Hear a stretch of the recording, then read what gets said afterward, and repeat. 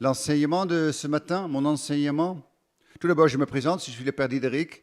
Il y en a plusieurs parmi vous qui me connaissent, bien sûr. Je suis membre de la communauté des missionnaires de la Sainte Eucharistie. Et si vous avez déjà entendu un tout petit accent, ça c'est vrai, l'accent il est là parce que je suis hollandais d'origine.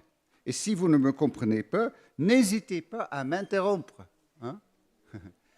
Merci de votre présence, merci de cette unité autour du Seigneur eucharistique que nous vivons pendant cette semaine, cette belle semaine d'approfondissement de notre foi et surtout approfondissement de notre relation avec le Seigneur vraiment présent dans le Saint-Sacrement. Mon enseignement de ce matin s'appelle Adoration à l'école de Saint-Jean. Mais tout d'abord, je voudrais bien dire faire deux petites remarques. Si nous parlons de l'adoration eucharistique, il y a en général deux fils rouges qui animent notre entreprise, on peut dire, de l'adoration. Le premier fil rouge, c'est que ce beau mot théologique que nous connaissons tous, présence réelle, présence réelle, ce n'est pas que un mot théologique. Cette présence réelle, c'est le fil rouge de notre adoration, frères et sœurs, chers amis. Cette présence réelle, elle est réelle. Elle est réelle. On vous pousse, on se pousse, nous nous poussons jusqu'au bout de notre foi. Hein? Elle est réelle. Jésus est vraiment là. Est vraiment là. C'est le fil rouge. Hein? Le fil rouge. La présence réelle, elle est réelle. Deuxième fil rouge de notre adoration, de notre semaine, de notre vie de foi, c'est, je l'ai déjà utilisé ce fil rouge hier pendant les questions-réponses, une phrase très facile à retenir pour toujours dans votre vie. Il n'y a qu'un seul Christ. Il n'y a qu'un seul Christ. Il n'y en a pas deux. Et pas non plus trois. Ça veut dire que le Christ que nous rencontrons dans l'Évangile, où il prêche aux rives du lac de Tibériade, c'est exactement le même Christ que nous rencontrons dans le Saint-Sacrement. Parce qu'il n'y a qu'un seul Christ. Il n'y a pas deux. Le Christ que Simeon, le vieux, prend dans sa main en disant, en exclamant, « Mes yeux ont vu le salut ». C'est exactement le même Christ que nous adorons dans le Saint-Sacrement, parce qu'il n'y a qu'un seul Christ. Le Christ qui est assis sur le trône dans le ciel, dans son autel de gloire. C'est exactement le même Christ que nous adorons dans le Saint-Sacrement. Chers frères et sœurs, il n'y a qu'un seul Christ. Il ne faut jamais oublier ça. Il faut s'imaginer tout en regardant cette hostie, s'imaginer tout ce qu'on sait du Christ pour voir vraiment la profondeur, la richesse de cette adoration eucharistique. La présence réelle, elle est réelle et il n'y a qu'un seul Christ. Si nous nous mettons, chers frères et sœurs, dans l'école de Saint-Jean, on se met dans l'école de l'aigle. Hein? C'est le grand oiseau qui représente Jean dans beaucoup d'imaginerie chrétienne. L'aigle qui a une vue tellement forte qu'il voit tout. Donc tout d'abord, nous allons commencer vraiment les pieds sur terre avec les petites choses de base. Mais après, nous montons avec Jean dans notre hélicoptère pour vraiment, dans l'eau, regarder ce qui se passe dans notre adoration eucharistique et pour percer ce mystère du Christ vraiment présent sur l'autel dans l'ostensoir, totalement présent, entièrement, divinité, corps, âme, le Christ entier, le Christ total. Il n'y a qu'un seul Christ. Donc tout d'abord, si vous me permettez, des petits trucs de base qui pour vous tous sont vraiment déjà bien connus, mais quand même, c'est important de mettre les choses en clair quand même. Donc, si nous nous approchons, si nous nous mettons à l'adoration eucharistique, nous ne le faisons que grâce au fait que nous croyons. Que notre foi, c'est une foi eucharistique.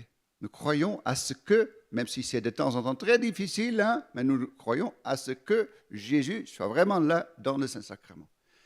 Et donc, on cherche bien sûr la réponse à la question, c'est quoi la base de cette foi eucharistique, notre foi eucharistique? C'est quoi la base biblique de notre foi eucharistique? Il y a beaucoup de choses à dire sur ça en réponse, mais je me limite aux évangiles. Il y a deux choses qui sont la base évangélique de notre foi eucharistique. Le son, ça va, chers frères et sœurs? Vous m'entendez? Très bien. Sinon, n'hésitez pas à me dire. Tout d'abord, il y a les fameuses traditions du dernier repas. Donc là où il y a un récit, ce qui se passe le jeudi saint, le soir du jeudi saint, où Jésus institue l'Eucharistie. Nous avons, vous le savez, 4 évangélistes, Matthieu, Marc, Luc, Jean. Vous êtes super. Vous êtes super. Donc, 3 de ces 4 évangélistes nous donnent cette tradition du dernier repas, ces mots vraiment précis exprimés par Jésus en instituant son Eucharistie. Je prends Saint Luc, mais j'aurais pu prendre aussi Matthieu et Marc. Les 3 nous donnent les mêmes mots de cette institution de l'Eucharistie. Jean ne nous les donne pas, mais je reviens bien sûr vers Jean tout à l'heure. Je prends pour exemple Luc, j'aurais pu prendre Marc et Matthieu. Luc, chapitre 22. Puis, prenant du pain, il rendit grâce, le rompit et le leur donna en disant, « Ceci est mon corps, donné pour vous. » Ceci est mon corps. 4 mots. Ces 4 mots sont la base biblique de notre foi eucharistique. Ce sont les mots exprimés par Jésus, prenant un morceau de pain et disant, « Ceci est mon corps. » Ce sont les paroles, on les connaît très bien, bien sûr, frères et sœurs, ce sont les paroles de la consécration. Le prêtre qui reprend pendant la messe les mots de Jésus, les mots du dernier repas, pour consacrer par la puissance de l'Esprit Saint le pain qui devient le corps du Christ. Ceci est mon corps. Le 4e évangéliste, Saint Jean, il nous donne aussi bien sûr un récit sur le dernier repas, mais pas les mots littéraires de cette institution de l'Eucharistie. Il nous donne par exemple le récit du lavement des pieds, vous le savez. Mais Saint Jean nous donne toute autre chose pour fonder notre foi eucharistique.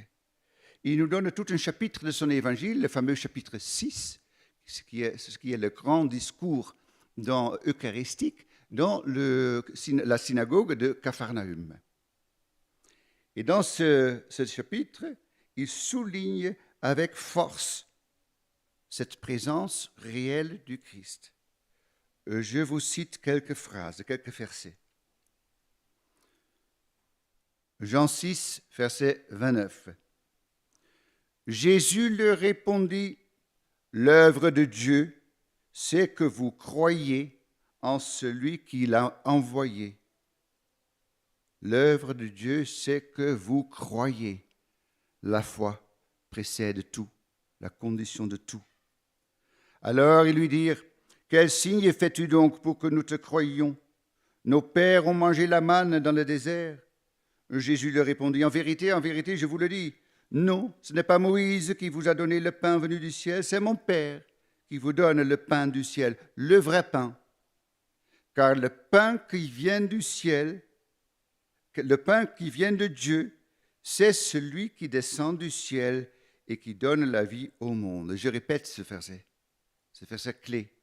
Car le pain qui vient de Dieu, c'est celui qui descend du ciel et qui donne la vie au monde. Le pain, c'est celui qui descend et donne. Donc le pain, c'est une personne. Le pain qui vient de Dieu, c'est celui qui descend du ciel et donne la vie. Le pain, c'est une personne. Moi, dit Jésus, je suis le pain vivant, descendu du ciel.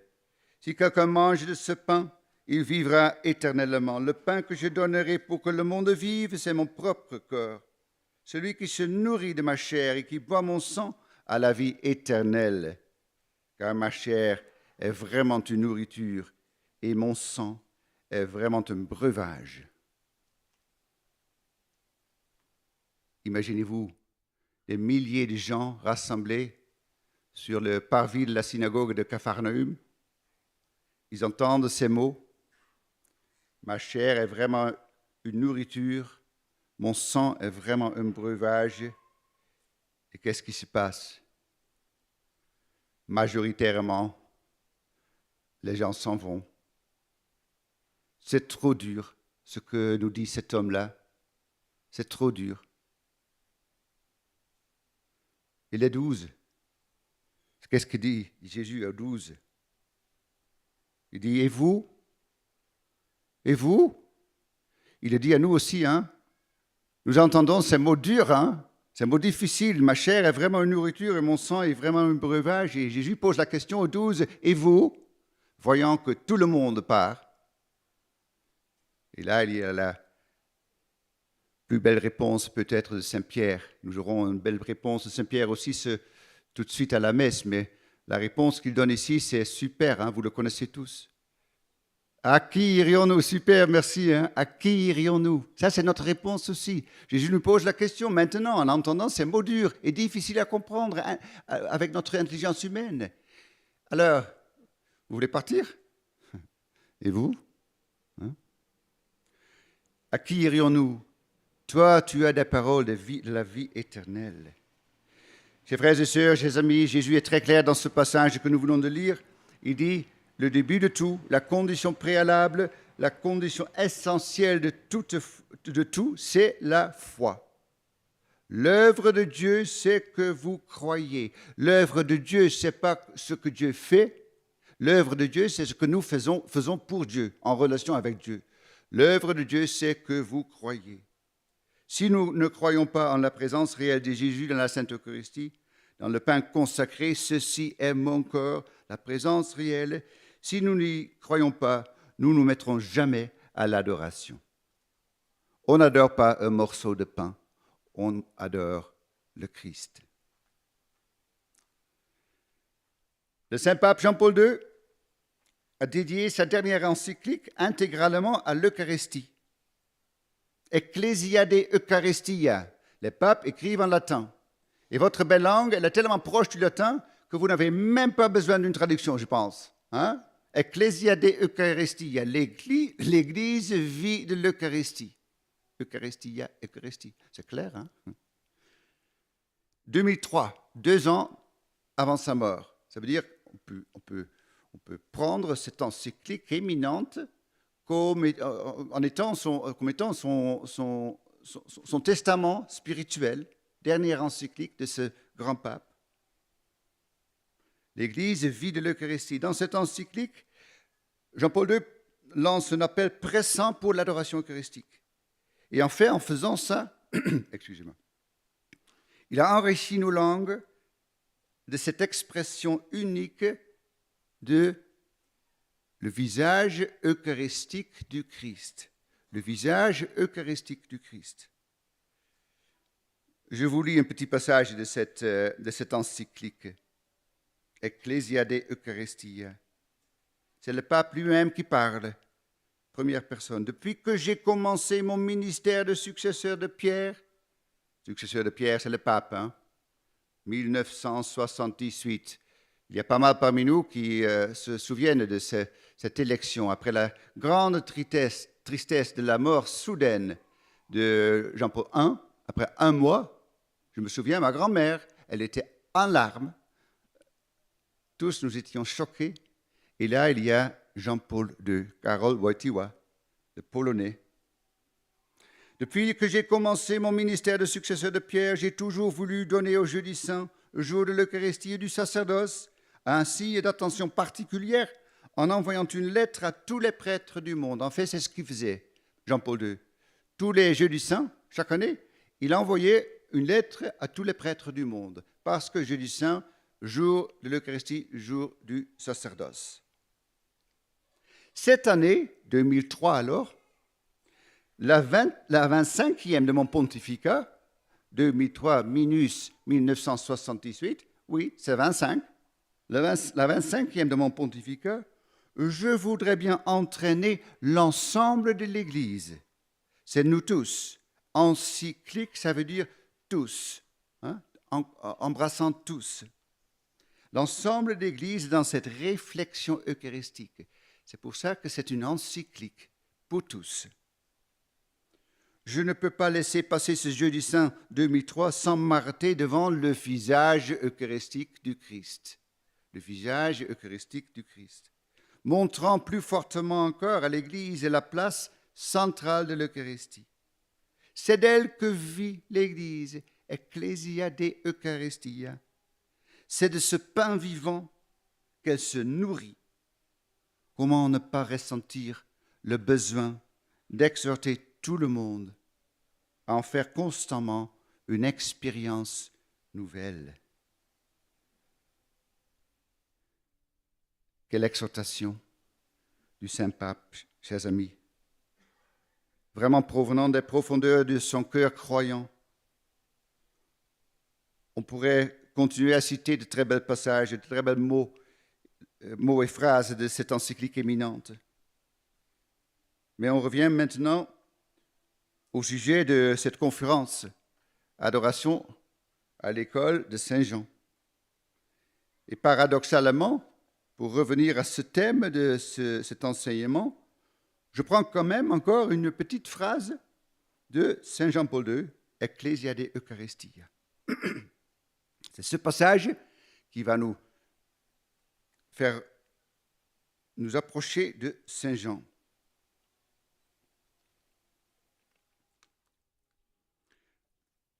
L'adoration eucharistique est d'une valeur inestimable dans la vie de l'Église. Il revient au pasteur d'encourager ce culte eucharistique, l'adoration devant le Christ présent sur le pain consacré. Il est bon de s'entretenir avec lui. Il est bon de s'entretenir avec lui, les mots du Saint-Pape. Et pencher sur sa poitrine comme le disciple bien-aimé, d'être touché par l'amour infini de son cœur. Pencher sur la poitrine du Seigneur, sentir l'amour de son cœur, comme le disciple bien-aimé. C'est un langage d'intimité, c'est un langage d'amour, c'est un langage d'adoration. Et ce disciple bien-aimé, bien sûr, nous le connaissons tous, hein? C'est l'évangile de Saint Jean. Ce disciple bien-aimé représente Saint Jean lui-même, l'évangéliste. Et le tableau auquel Jean-Paul II, la scène à laquelle Jean-Paul II réfère, c'est la scène du dernier repas. Parce que c'était pendant le dernier repas que Jean était penché vers la poitrine du Seigneur. Donc si le Saint-Pape parle d'être penché vers la poitrine du Seigneur, comme le disciple bien-aimé, il parle de la scène du dernier repas. Et cette scène, chers frères et sœurs, dans l'évangile de Saint Jean, elle est à la fois très touchante, très belle, très douce, mais aussi très, très, très pénible. Je vous lis Jean 13, dernier repas. Pas les mots de l'institution de l'Eucharistie, mais des autres mots. Après avoir dit cela, Jésus fut troublé en son esprit et déclara solennellement, en vérité, je vous le dis, l'un de vous me livrera. Les disciples se regardaient les uns les autres, ne sachant de qui il parlait. Un de ses disciples était installé tout contre Jésus, celui qu'aimait Jésus. Un de ses disciples était installé tout contre Jésus, celui qu'aimait Jésus. Tout d'abord, cette scène, comme je viens de dire, du disciple bien-aimé penché vers la poitrine du Seigneur, trouve sa place exactement pendant l'institution de l'Eucharistie. Jésus vient d'instituer l'Eucharistie quand cette scène se déroule. On pourrait dire alors que les disciples bien-aimés, penchés vers la poitrine du Seigneur, se trouvent dans une scène totalement eucharistique. Hein? C'est l'institution de l'Eucharistie. Donc, cette scène, c'est une scène eucharistique. Exactement comme nous nous trouvons dans une scène eucharistique quand nous sommes en la présence de l'hostie exposée. Si nous suivons la logique du Saint-Pape, en adorant Jésus dans le pain eucharistique exposé, nous sommes, comme le dit le Saint-Pape Jean-Paul II, nous sommes aussi proches de Jésus que l'étaient les disciples bien-aimés au dernier repas. C'est bien, c'est bon il est bon de s'entretenir avec lui, penché sur sa poitrine comme le disciple bien-aimé. Suivant la logique du Saint-Pape, nous pouvons vraiment dire que quand nous sommes dans l'adoration eucharistique, nous sommes aussi proches du Seigneur, penchés vers sa poitrine comme l'étaient les disciples bien-aimés pendant le dernier repas. Ça, c'est déjà une promesse à vivre, une promesse qui provient de cette interprétation de la scène de Saint Jean, interprétation pas par moi, mais par le Saint-Pape Jean-Paul II. Par conséquent, chers frères et sœurs, chers amis, l'adoration eucharistique nous apporte dans la proximité immédiate du cœur de Jésus. Ce cœur de Jésus, imaginez-vous, les disciples, on ne s'assoit pas dans le monde antique, on s'allonge à table. Donc ils étaient tous autour de la table, et sans doute Marie était là, la mère de Jésus, et Jean, il met sa tête sur la poitrine du Christ. Et quand on met sa tête sur la poitrine de quelqu'un, on entend son cœur. On entend son cœur. Jean a entendu le cœur du Christ. Boum, boum. Dans tous les cœurs. Hein? Mais le cœur du Christ, c'est un cœur qui parle. C'est un cœur qui parle. Qu'est-ce qu'il dit ce cœur? Ce cœur bat d'un seul mot. Don. D-O-N. Don. Don de soi-même. L'institution de l'Eucharistie, ceci est mon corps, anticipe sur le don de soi-même sur la croix, cette offrande ultime du Christ. L'institution de l'Eucharistie, c'est le don de soi-même sous les espèces eucharistiques. Je me donne, je suis venu me donner à vous pour être votre nourriture spirituelle. Ce que je viens de dire sur la mort de la croix, il faut que j'approfondisse ça un petit peu.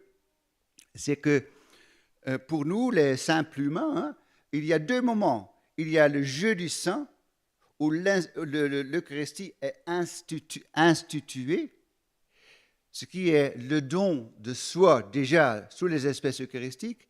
Il y a le vendredi saint, où ce don de soi se concrétise dans le temps sur la croix. Pour nous, ce sont deux moments séparés. Quand même, il n'y a qu'un seul don. Dieu se donne, le Christ se donne sur la croix.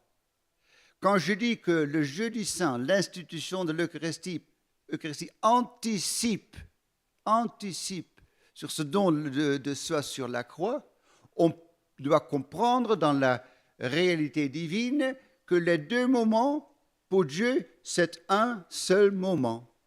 C'est le moment de se donner à nous. Un don qui se constitue réellement, historiquement sur la croix, mais qui est anticipé, préfiguré déjà dans le don de soi dans l'Eucharistie. Pour nous, ce sont deux moments séparés. Pour Dieu, c'est un seul moment. C'est un peu difficile. Vous pouvez oublier ça pourvu que vous reteniez une chose, il n'y a pas d'Eucharistie sans la croix. Il n'y a pas de l'Eucharistie sans la croix. Eucharistie et croix, c'est la même chose. Jésus se donne sur la croix. L'Eucharistie, c'est le don de Jésus.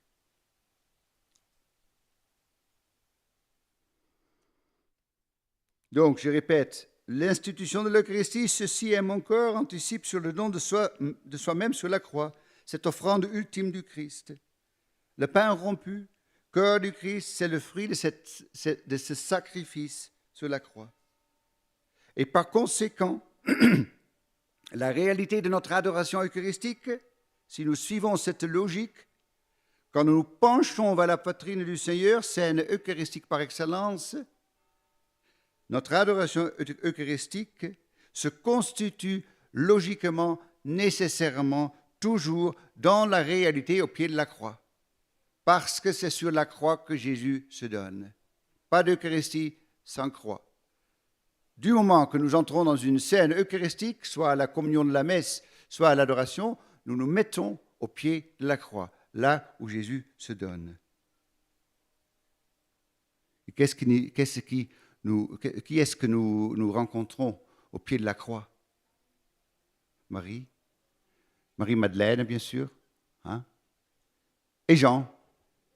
Hein? Donc Jean, c'est notre enseignant d'aujourd'hui. Hein? On pourrait prendre Marie, bien sûr, comme enseignante, de nous apprendre à nous tenir debout au pied de la croix. Hein? Il y a un très beau chant. Marie, elle se tenait debout au pied de la croix. Mais ça, c'est pour une autre conférence. Aujourd'hui, nous prenons Jean comme notre maître de l'adoration. Le disciple bien-aimé. Alors, je résume un petit peu ce que je viens de dire jusqu'à maintenant. Se pencher vers la poitrine de Jésus, entrer dans une intimité priante avec lui, autrement dit, notre adoration eucharistique, tout cela, c'est nécessairement, par définition, s'installer au pied de la croix. On s'installe toujours quand on adore au pied de la croix, parce que c'est là où Jésus se donne. Eucharistie, je me donne. Ceci est mon corps. Donc, chers frères et sœurs, je vous invite, on s'installe maintenant au pied de la croix. Et nous savons, cette scène douloureuse, nous la connaissons très bien. Les autres disciples, ils se sont enfuis. Ce sont seulement sa mère, Marie-Madeleine, et les disciples bien-aimés, Jean, qui sont restés. Il y a plusieurs femmes. Voilà, super. Les femmes sont fortes, hein, plus fortes que les hommes. Hein. Ouais. Donc, si nous, maintenant, voulons apprendre à adorer, bien sûr, ce sont eux qui nous le peuvent montrer. Jean. Je reviens vers la scène que nous venons de lire, celle du dernier repas de Jean. Donc là où il ne nous donne pas les mots de l'institution, mais des autres paroles et des autres choses. Dans cette scène que nous venons de lire, Jean penché vers la poitrine du Seigneur, comme nous, dans notre adoration, il y a quelque chose de très beau, comme nous l'avons vu. Toutefois, au même moment, il y a quelque chose de très pénible, très triste. D'un côté, il y a cette union intime avec le Christ, à travers son corps, Jean penché vers la poitrine, c'est une union physique. Mais de l'autre côté, simultanément, il y a dans cette même scène la trahison. La trahison. En vérité, je vous le dis, l'un de vous me livrera. Et les disciples se regardent les uns les autres. Pourquoi est-ce qu'ils se regardent? Il y a un autre évangile, Matthieu, je pense, si je me souviens bien, où les disciples se demandent à Jésus, c'est pas moi, j'espère. Hein? C'est nous tous, hein? Est-ce que c'est moi, Seigneur? La trahison. L'un de vous me livrera. La trahison est là, dans ce moment de l'institution de l'Eucharistique. Ça, c'est une vérité dure. Mais il faut la vivre. Il faut suivre ce que l'évangéliste nous dit, les paroles de Jésus, l'un de vous me livrera. Il faut vivre cette vérité, pas s'enfuir, pas y s'enfuir, mais la vivre, cette vérité horrible. Cette vérité qui dit chaque fois et toujours, quand l'Eucharistie est présente, la trahison l'est aussi. C'est ça la compréhension profonde de cette scène. L'un de vous me livrera. Il faut que nous approfondissions un petit peu C'est quoi cette trahison? On pourrait tout simplement s'imaginer, bien sûr, toute incrédulité autour de l'Eucharistie. Ça, c'est déjà une trahison. Je n'y crois pas. Tout reniement de cette présence réelle du Christ dans l'Eucharistie. On pourrait aussi s'imaginer tout sacrilège commis vers et avec le Saint-Sacrement. Cependant, on pourrait et peut-être on devrait également s'imaginer et reconnaître tout ce qui se passe dans les profondeurs de nos propres cœurs à nous. La trahison, ce n'est pas que les autres. C'est pas que les autres. Il faut s'imaginer, il faut aussi chercher ce qui se passe dans notre cœur. Combien d'instants de reniement y a-t-il dedans par rapport à la présence réelle du Christ dans ce Saint-Sacrement? Quelle est la qualité de ma propre foi quand il s'agit de cette présence réelle du Christ? Combien de doutes, combien de questionnements, combien d'hésitations quant à ce véritable corps du Christ? Nous, les prêtres des missionnaires de la Sainte Eucharistie, nous disons souvent, en blaguant un petit peu, et aussi en relativisant aussi un petit peu cette question un peu lourde que je vous pose, que je nous pose. Ce sont nos 1000 trahisons de chaque jour, les petites trahisons. Parce que nous-mêmes, nous découvrons tous, de temps en temps, les difficultés de croire à cette présence réelle du Christ dans le Saint-Sacrement. Nous découvrons tous, de temps en temps, des hésitations, des faiblesses de foi. Et si nous les découvrons tous, il ne faut pas que nous devenions trop tristes, ou trop bouleversés, ou sévères, ou autoculpabilisants. Si nous découvrons nos faiblesses de foi par rapport à cette présence réelle du Christ, et de temps en temps nous le découvrons tous dans notre cœur, nos petites trahisons, il faut que nous ne soyons pas tristés, non, au contraire, il faut que nous rendions grâce. Il faut que nous rendions grâce. Ça, c'est un peu énigmatique. Pourquoi rendre grâce à Dieu quand je découvre que ma foi eucharistique vacille de temps en temps? Mais quand même, rendre grâce. Rendre grâce pourquoi? C'est quoi exactement ce que Jésus a fait? C'est quoi exactement cette institution de l'Eucharistie? Voilà. Bien connaissant Jésus qui est pleinement homme et pleinement Dieu, bien connaissant notre condition humaine, venu pour sauver notre condition humaine, bien connaissant notre faiblesse, nos hésitations, nos questionnements, nos petites trahisons. Lui, Jésus, pleinement homme, pleinement Dieu, il a choisi intentionnellement d'instituer l'Eucharistie justement et exactement au moment où la trahison était à table. Rien de ce que Dieu fait est par hasard. Oh, je vais instituer l'Eucharistie maintenant parce que j'ai envie de le faire. Non, ce n'est pas comme ça que ça fonctionne dans l'intelligence divine. Tout ce que Dieu fait, c'est voulu. Et c'est voulu à ce moment-là. Donc, je répète, bien connaissant notre condition humaine, Jésus a choisi intentionnellement d'instituer l'Eucharistie au moment où cette trahison était tout proche, était à table. Parce que c'est dans cette confrontation pénible du plus grand don possible, le don de soi de Dieu, et du plus grand mal possible, la trahison de Dieu, c'est dans cette confrontation des deux réalités totalement opposées que se constitue le mystère de la consolation divine. Jésus-Christ est pleinement conscient qu'il se donne comme remède. Il a un but en se donnant à nous. Ce n'est pas pour ça, pour rien qu'il se donne. Il se donne à nous pour être le remède contre le mal humain. Le remède unique contre le mal humain. C'est son choix, c'est voulu comme ça, c'est sa mission, c'est son mystère. Il est venu pour nous sauver en se donnant à nous. En se donnant à nous. Il se donne comme, on peut dire même, entre guillemets, médicament. Médicament contre le mal humain. Car je suis venu non pour juger le monde, mais pour sauver le monde.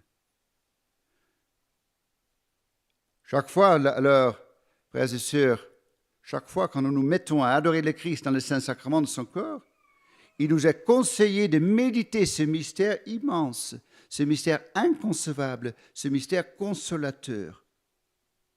Jésus se donne comme remède contre mon mal à moi, contre mes 1000 trahisons de chaque jour et les vôtres et de tout le monde. C'est ça le don du Christ. Il y a un but, il y a une finalité dans ce don. C'est pas juste pour ça qu'il est fait. Ça veut dire, chers frères et sœurs, qu'en adorant l'Eucharistie, il m'est permis, il vous est permis, il nous est permis tous, il nous est fortement recommandé d'ailleurs, on peut dire, d'ouvertement présenter au Seigneur, au Christ, présent dans l'ostensoir, vraiment présent, vivant, de ouvertement présenter au Christ toutes nos faiblesses, tous nos doutes, nos obscurités, nos trahisons. On a tous l'inclinaison, peut-être, et c'est une inclinaison qu'il ne faut pas accepter comme ça. On est tous, humainement dit, habitués à tout d'abord montrer le côté qui est pas mal. Hein? Ça va quand même, moi, ça va, oui, très bien. Et je suis bon, hein? Il n'y a aucun souci. Ce n'est pas ça. Jésus n'est pas venu pour sauver le côté qui est déjà sauvé. Jésus est venu pour sauver le côté qui a besoin d'être sauvé. Il est le médicament, il est le remède. Ça veut dire qu'on est invité de se mettre devant Jésus et montrer davantage ce côté de notre être qui a besoin d'être sauvé. De montrer ouvertement toutes nos faiblesses. Me voici, Seigneur, avec mes faiblesses, avec mes doutes. Bonjour, mon chien. À la basilique de Saint-Maximin, nous avons 10 fois par jour des gens qui entrent avec leurs chiens, c'est interdit, et nous les chassons. Et bien sûr, les gens sont toujours en colère parce qu'ils disent « Dieu aime les chiens ». Et nous répondons tous « Oui, Dieu aime les chiens, il les aime dehors, pas à l'intérieur ». Et le chien est obéissant, vous voyez ?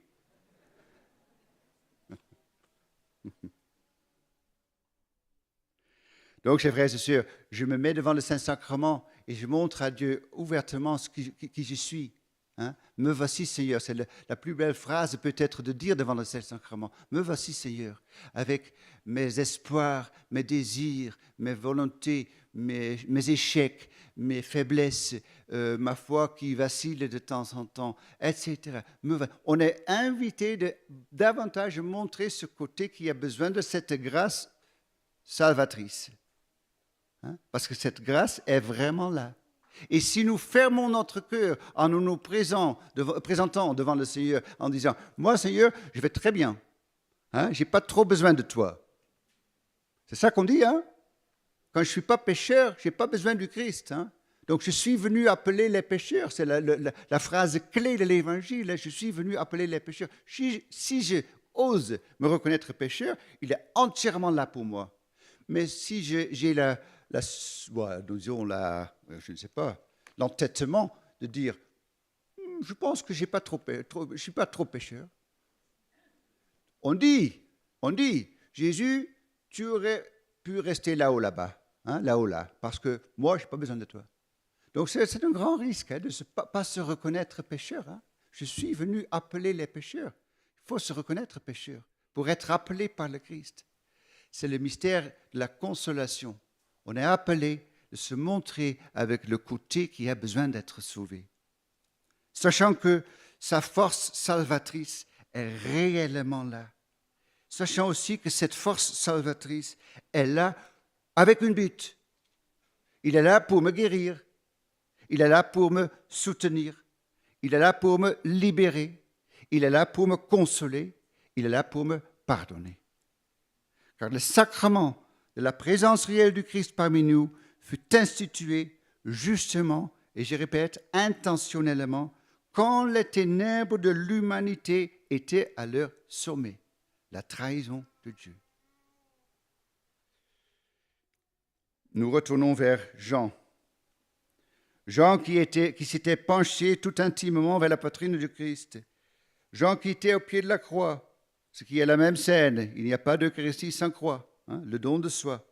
C'est un moment pour Dieu. Pour nous, c'est 2 jours. Pour Dieu, c'est un moment. Ce Jean qui était au pied de la croix à laquelle son Christ était crucifié. Donc aussi intimement lié au Christ au pied de la croix que pendant la scène. S'il y a quelqu'un qui est dans la position de nous faire entrer dans le mystère du corps du Christ, c'est Jean. Il est comme un vrai mystagogue. C'est un mot difficile, mais je vous explique, c'est relativement facile. On connaît tous le mot pédagogue. Gogue. Pédagogue, c'est quelqu'un qui prend un enfant à la main pour le conduire pour devenir adulte. Agogue, prendre à la main pour conduire vers le futur. Mystagogue, c'est quelqu'un qui nous prend à la main pour nous amener vers le mystère. Mystagogue. Jean est un mystagogue. Il nous prend à la main. Il nous montre, il nous fait entrer dans ce mystère du corps du Christ. Et c'est lui davantage, avec Marie, bien sûr, je viens de dire ça, parce que lui était tellement proche physiquement du Christ, entendant son cœur battant. On va prendre un exemple de sa mystagogie. Un exemple provenant du début de son évangile. Un exemple qui clarifie parfaitement comment Jean nous montre Jésus. Et je vous rappelle un fil rouge que je viens d'exprimer tout au début de ma conférence. Il n'y a qu'un seul Christ. Tout ce que nous lisons dans l'Évangile sur le Christ, nous le lisons aussi dans le Saint-Sacrement, parce qu'il n'y a qu'un seul Christ. Je répète ça. On prend une scène du début de l'Évangile de Saint Jean, là où Jean, l'évangéliste, parle de l'autre Jean, le Baptiste. Il ne faut pas que ça vous confonde. Il y a 2 Jean, évangéliste, Baptiste. Jean chapitre 1, versets 36 et suivant. Regardant Jésus qui passait, Jean le Baptiste dit, « Voici l'agneau de Dieu. » Les 2 disciples de Jean entendirent ces paroles et suivirent Jésus. Jésus se retourna et voyant qu'ils le suivaient, leur dit, « Que cherchez-vous » Quelle scène, chers frères et sœurs. Quel tableau. C'est dans le Jourdain. Jean le Baptiste est en train de baptiser. On peut visiter ce lieu. Moi, je l'ai fait plusieurs fois. C'est impressionnant. Jean est en bas. Les rives sont un peu plus élevées, plus hautes. Et donc, sur les rives, il y a tous les pauvres qui se font baptiser, qui veulent se faire baptiser par Jean. Tous les pauvres, c'est-à-dire nous, vous et moi, sur les rives du Jourdain. Et Jésus, il se met parmi les pauvres. Il se met parmi nous. Et Jean, il est un peu en bas. Il découvre Jésus là, en haut, là. Voici l'agneau de Dieu. L'agneau de Dieu. Waouh! Que j'aurais voulu être présent à ce moment-là. Suivant l'index de Jean le Baptiste, voyant l'agneau de Dieu. Chers frères et sœurs, nous sommes là, vous et moi. Nous sommes exactement là, à chaque messe. À chaque messe, juste avant la communion, après la consécration, le Notre Père, etc., l'Agnus Dei, le signet de paix, le prêtre lève l'hostie et reprend les mots exacts de Jean le Baptiste. Voici l'agneau de Dieu. Imaginez-vous, à ce moment-là, cette scène que nous venons de lire. vous suivez l'index de Jean le Baptiste, vous voyez le corps du Christ, voici l'agneau de Dieu. C'est la réalité de la présence réelle, chers frères et sœurs. Jésus, avec tous ces mystères de sa vie terrestre et tous les mystères de sa vie céleste, est entièrement là dans la Sainte Eucharistie. Voici l'agneau de Dieu. Donc, on va examiner cette scène un peu en détail. Tout d'abord, le Baptiste, il dit « Voici l'agneau de Dieu ». Dans le mot français « voici », on découvre « voir ». Mais ce n'est pas qu'en français, parce qu'aussi dans l'originel grec, il y a un mot dans lequel on découvre la racine de « voir ». Donc, voir, c'est très important. On reconnaît, voir c'est important. Voir, c'est le début de tout. Voir le Christ quand nous l'adorons. Voir, face à face. Voir le visage eucharistique du Christ, comme le dit Jean-Paul II. Donc, d'abord, voir, première étape. Deuxième étape, parlant des disciples de Jean le Baptiste, ils suivirent Jésus. Donc, voir, première étape. Deuxième étape, suivre. C'est quoi suivre dans notre vie d'adoration? C'est dire oui, je veux être avec toi, je crois. Suivre quelqu'un, c'est mettre sa confiance en quelqu'un. On voit Jésus dans le Saint-Sacrement et on dit oui, je veux te suivre, je crois, je pose mon acte de foi. C'est ça, suivre. Première étape, voir. Deuxième étape, suivre. En adorant, nous voyons Jésus dans le pain eucharistique et puis nous nous mettons à sa suite en posant notre acte de foi. Et ensuite, qu'est-ce qui se passe ensuite dans cette scène? Jésus se retourna et voyant qu'ils le suivaient, il leur dit, « Que cherchez-vous » Voir, suivre, que cherchez-vous? Quand nous suivons, quand nous mettons notre foi dans cette présence réelle du Christ, Jésus aperçoit notre voie, voyant qu'il le suivait. Et puis il se retourne, il se tourne vers nous, il se montre, il laisse nous le libre choix, laisse nous choisir librement si nous voulons le suivre ou non, si nous voulons y croire ou non, si nous voulons dire oui ou non. Cependant, si vraiment nous choisissons de le suivre en disant « Oh oui, Jésus, je te suis, je sais et je crois que tu es vraiment là », dans ce cas-là, il se tourne vers nous. Il se retourna. C'est la grande promesse que nous pouvons vivre et accueillir pendant notre adoration.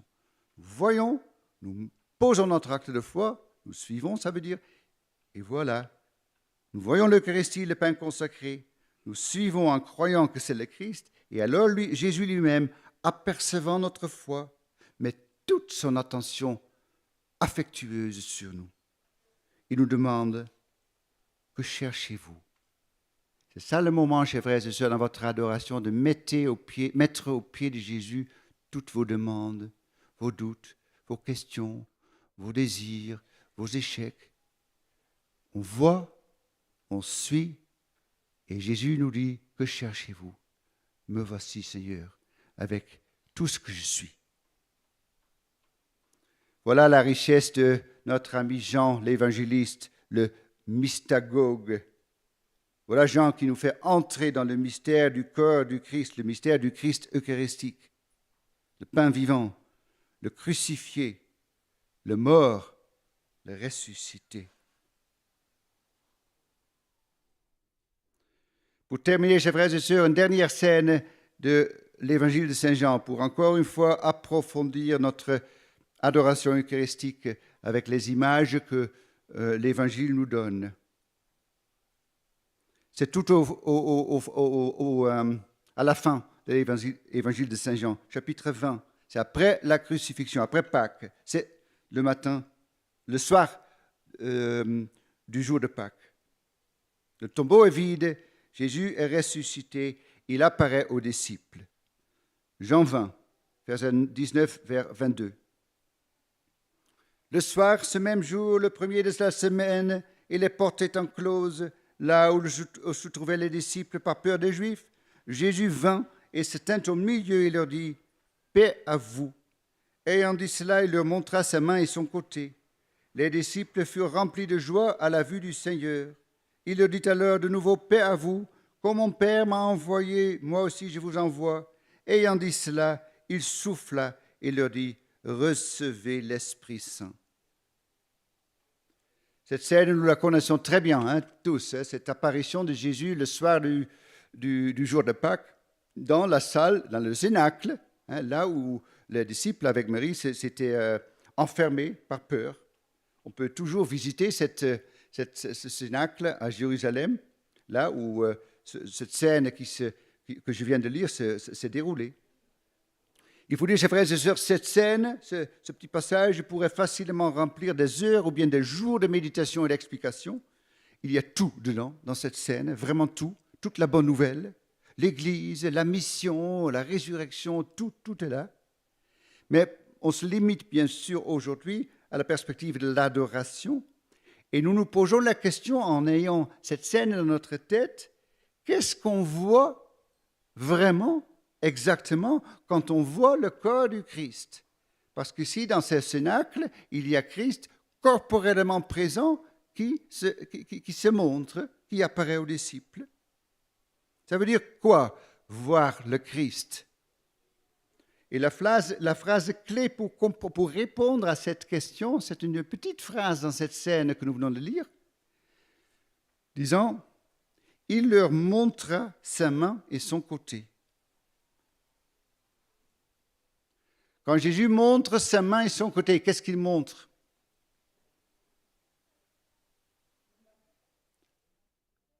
Les plaies, les saintes plaies. Donc, il nous montre sa mort, sa mort sur la croix. C'est ça ce que nous voyons quand nous voyons le corps du Christ, sur la sainte plaie de la croix, le signe visible de sa mort sur la croix. Ce que nous voyons donc quand nous voyons le corps du Christ, et l'adorons, c'est sa mort. Nous adorons sa passion et sa mort, la mort du Christ. Toutefois, est-ce que c'est tout? Est-ce qu'il y a de plus? Répétons cette petite phrase. Il leur montra sa main et son côté. Il montra.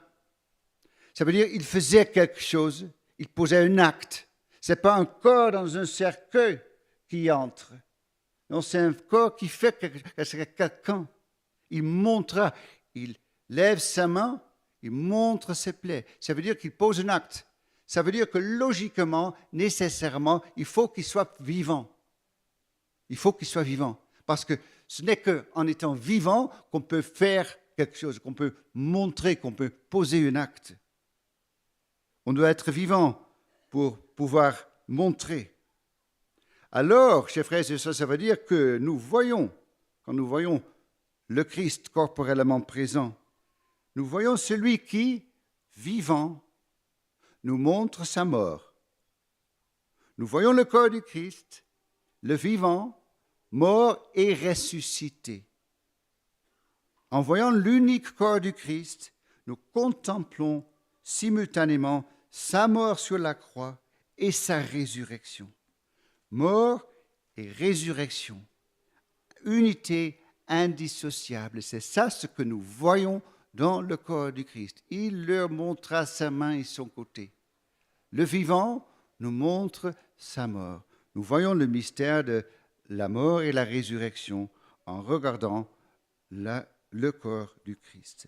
Devant l'ostensoir, en adorant le Christ eucharistique, son visage eucharistique, nous contemplons ses Pâques entièrement. La mort violente sur la croix, le silence de la tombe, la gloire de la résurrection. Voilà, chers frères et sœurs, c'est ça l'adoration eucharistique.